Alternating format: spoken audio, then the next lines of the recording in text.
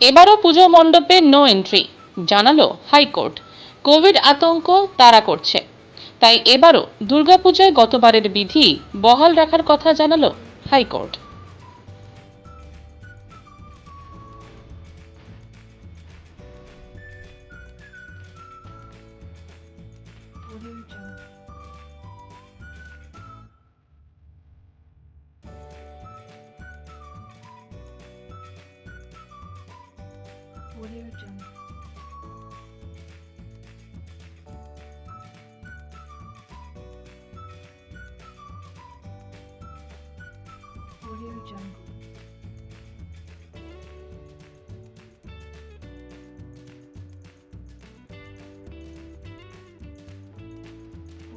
আমরা যদি একটা নিয়ন্ত্রণহীন কিছু করে ফেলি, তাহলে কিন্তু পরবর্তী সময় যে জায়গাটার মধ্যে দিয়ে আমরা এখন যাচ্ছি সকলে মিলে, যে একটা কোভিডকে জয় করার জায়গা, সেটা কিন্তু আবার পরিস্থিতি বদল হতে পারে। তখন কিন্তু ফুল লকডাউনের দিকে আবার চলে যেতে পারে।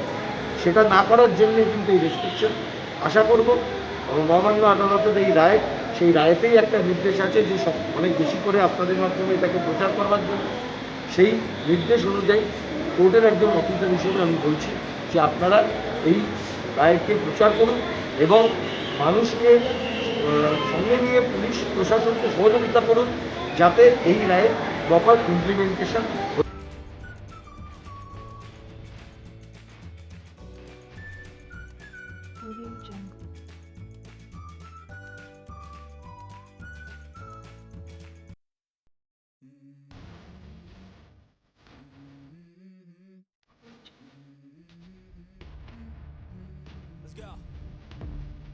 I wake up to a little bit of drool on my pillow, feel like it's gonna be a bad day.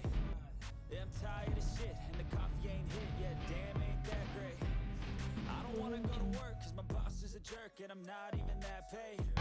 I need a change in my life cause I don't feel alive and there's nothing that makes me অঞ্জলি চলবে না, অর্থাৎ ওই ভিড় করে যাওয়া সম্ভব না, সিঁদুর খেলা বন্ধ এবং এর বাইরেও ঢাকি থাকতে পারবেন, কারণ এটা হচ্ছে রিচুয়ালসের যেগুলো পরে সেইগুলো পারফরমেন্সের জন্য যে ছাড়গুলো আগের বারে ছিল। home runs I'm hitting and I'll never look back, moving on till I get it all. And we all got dreams, we all want things, but what you gonna do for it, how you gonna move for it, what you gonna be, and do you believe? রাত্রিবেলা 10 থেকে 20 পর্যন্ত যে সময়টা দেওয়া হয়েছে, এই 10 দিনের জন্য বোধহয় একটি ছাড় দেওয়া হয়েছে। মহামান্য আদালতের কাছে আমরাও সেটা এনেছিলাম। সেক্ষেত্রে বলা হয়েছে দেখুন, পুজো প্যান্ডেল এবং ভিড়টা যদি কমে, রাস্তায় এমনিতেই মানুষের সংখ্যা কম, সবটাই আলটিমেটলি হচ্ছে মানুষ